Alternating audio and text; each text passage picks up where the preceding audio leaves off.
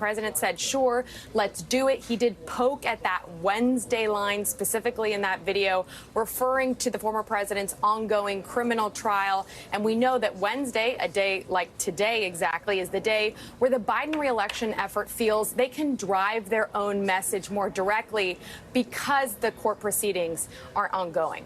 Jose. I mean, Vaughn, so you've obviously been covering Trump closely. What is he and his team saying? Right. I actually just got off the phone with the Trump advisor who confirmed that, in fact, they are going to go forward with the debate in Atlanta. And as Monica said, without a crowd. These were terms that Donald Trump did not necessarily exactly want to agree to. But for months now, he has said that he would debate Joe Biden anytime, anywhere, any place. Of course, Donald Trump, in a social media post this morning, said that he wanted a stadium full crowd there to partake in the first debate. But by the terms that are being requested by President Biden, that there be no crowd for this one-on-one matchup. The Trump campaign is confirming and is agreeing to those terms in order to make this happen on June 27th. Well, I want to let you hear from Donald Trump just earlier this morning on the radio with Hugh Hewitt. Take a listen. I don't know where you got that number. We're unethical. Nothing. President Biden just issued you a debate challenge for June and September with the Veeps talking in July. Do you accept? Oh, absolutely. I really think he has to debate. He might as well get it over with. Probably should do it early so that he can, because he's not going to get any better. No, but June and September is great. Every day is a down factor for him. And for Donald Trump here, I think there's one other benefit to this, but as well for Joe Biden, it's the fact that this is going to be a one-on-one matchup.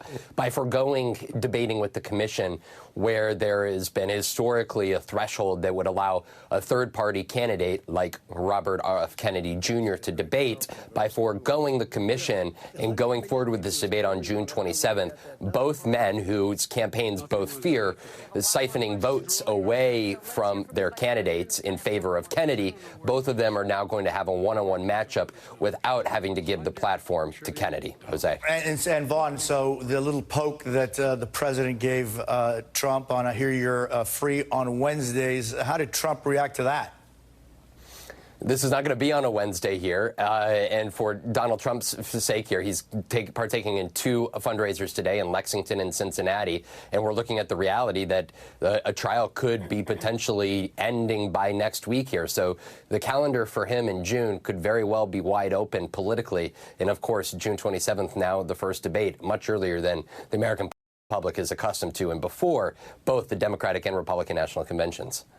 And so, Amna, it's interesting. There's one thing both the president and the former president agree on, is that they don't want to deal with the Commission on Presidential Debates. What's your reaction to this? You know, Jose, I'm a firm believer in the idea that debates can be good for democracy when they're conducted well and when both candidates actually participate based on the guidelines that they agreed to. We have seen debates go off the rails between these two candidates in the past, and I think it's going to be interesting to see how this is structured, what terms they do eventually agree to. They've agreed to the debate, to the date, not much more beyond that.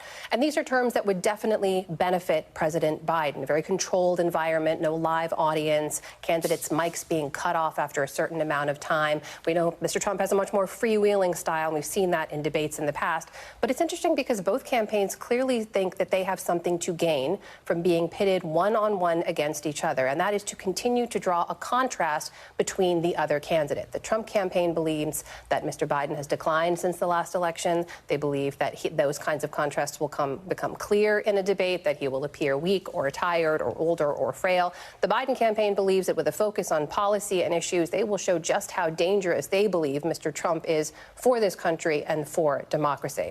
And both are in some very real way guaranteeing that RFK Jr., who right now would not qualify for a debate, but who knows where his poll numbers could be come June, July, or August, that is not going to be a threat for either of these two candidates. I mean, the timing of this needs to be underscored. To have a debate this early, particularly for a general election cycle that is so long for our modern campaigns this year, people are going to really get a look at what these candidates are all about in a way that many people haven't been focusing on in terms of the details before. RFK Jr., we know, has pulled votes, certainly from Mr. Biden, but also from Mr. Trump. It makes sense that they don't necessarily want him on the stage.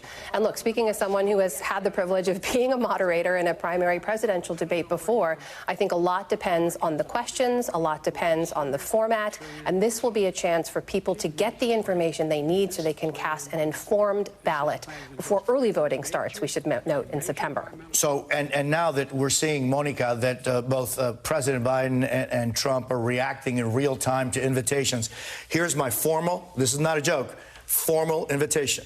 President Biden, Mr. Trump, let's have a debate here on MSNBC at this time or whatever time of your choosing, wherever you wish. Here's a formal invitation to the two of them to have a debate on this air. But, Monica, the timing of what they have already accepted, who is that to the benefit of? Yeah, and I echo that. Let's do it. Why not, Jose? I think what's really interesting about these dates, and Amna just touched on it, when it comes to early voting, we do have to remember that starts in September. So in many ways, even if we look at the calendar and we think there are still months until the November election, the Biden campaign has been looking at this from a different perspective. And because the DNC is taking place in August, they know that then they're essentially going to have a sprint to try to convince voters ahead of those key early voting dates. And so they feel like September is an important target to have the second debate, which could be potentially more consequential as the cycle goes on, and they simply feel that October is too late because so many people will already be casting ballots when it comes to early voting. When we're talking about the June date, the one that's locked in for now, as we understand it, I think what the Biden team would say is that they have been trying for weeks and months to make this about the contrast with Donald Trump. And they have always said in conversations I've had that when they feel they can make that message more effectively with voters, not just in battleground states, but all over, that is what will resonate. But they have warned that they were worried that at certain points in the last few months, it was maybe too early, that not enough people were totally tuned in, that they were going to say, wait, I'm going to just see what's going to develop here, and I'm not ready yet to totally dive in. And that is shifting now, and that is notable. They're saying that actually people are paying more attention. They're waking up. They're feeling these very real issues that are likely going to dictate how they're going to make up their mind in November or before that. And that is why they want to be sure that they take advantage of that they set up the contrast early, they would argue. And they do feel, Amna was talking about this as well, they're going to be coming off, the president is going to be coming from some really key foreign trips that he's going to be taking in early June. And they want to be able to have that split screen of what the president is doing in real time, meeting with allies, meeting with world leaders. And they say they feel they'll be able to really set up a contrast there with what former President Trump has promised to do on the world stage if he should return to office. And so, Vaughn, the president's proposal includes holding a vice presidential debate in July after the RNC convention.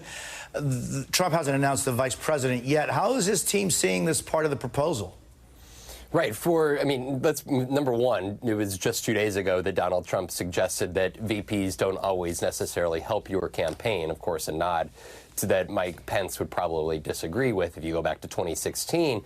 But he still currently has a lengthy list of vice presidential candidates who he's going to pick. He said that he's not going to make that selection until closer to the middle of July when the Republican National Convention is. But for him, of course, Donald Trump thinks that he is his best messenger. But as part of this calculus, of course, he's going to be looking at who he believes can go toe-to-toe best with Vice President Kamala Harris.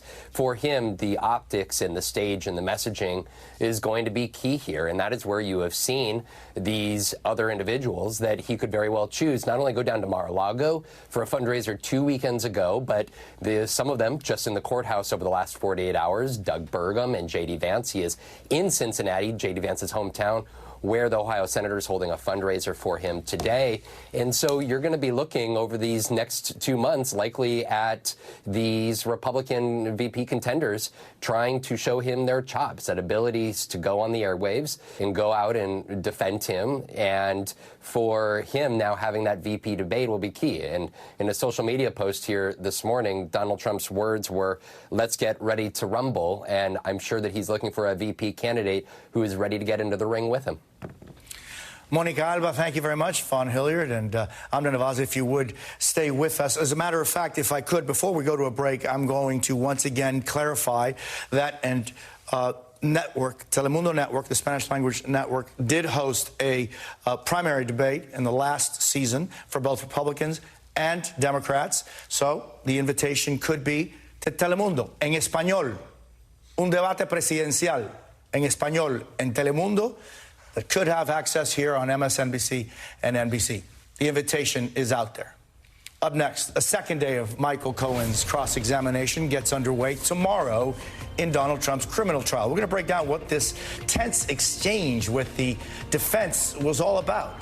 Plus, just blocks from Trump's courtroom, New Jersey Senator Bob Menendez is facing his own trial. The jury selection stands in his corruption case in a break.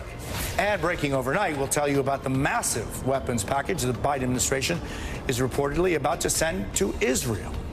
We're back in 60 seconds. You're watching Jose Diaz Balart Reports on MSNBC.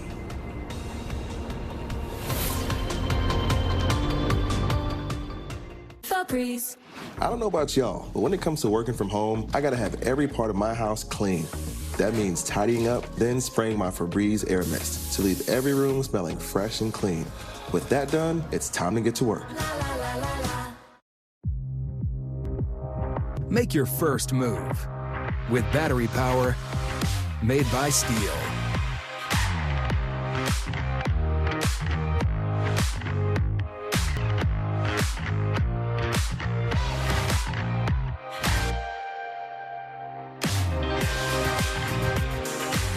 Right now, save $50 on select AK System battery tool sets. Real Steel. Find yours. This is David's look of joy, and this is his John Deere Z530M mower that cuts with so much precision, speed, and comfort. The only thing he could possibly ask for is another acre or two to mow. The Z530M mower is built to get the job done better, faster. You just have to get in the seat. Learn more at johndeere.com/get-in-the-seat.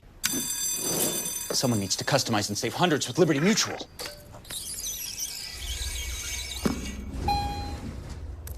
Wait, there's an elevator? Only pay for what you need. Liberty, liberty, liberty, liberty. 14 past the hour today, the trial of former President Donald Trump is on break. Court will resume tomorrow after days of dramatic testimony when Trump came face-to-face with his former personal fixer, Michael Cohen, the prosecution's top witness. On his second day on the stand, Cohen told the jury he repeatedly lied about hush money payments to adult film actress Stormy Daniels in the final days of the 2016 presidential race to protect his former boss. To cross-examination, Trump's legal team worked to paint Cohen as a disgruntled ex-employee bent on revenge while profiting off his hatred of Trump. NBC's Von Hilliard back with us this morning, also joined by Sue Craig, an investigative reporter at the New York Times. Both were inside the courthouse yesterday, and here with me in Washington, Glenn Kirshner, former federal prosecutor and MSNBC legal analyst. So, Von, how do those in Trump's circle think yesterday's testimony in cross went?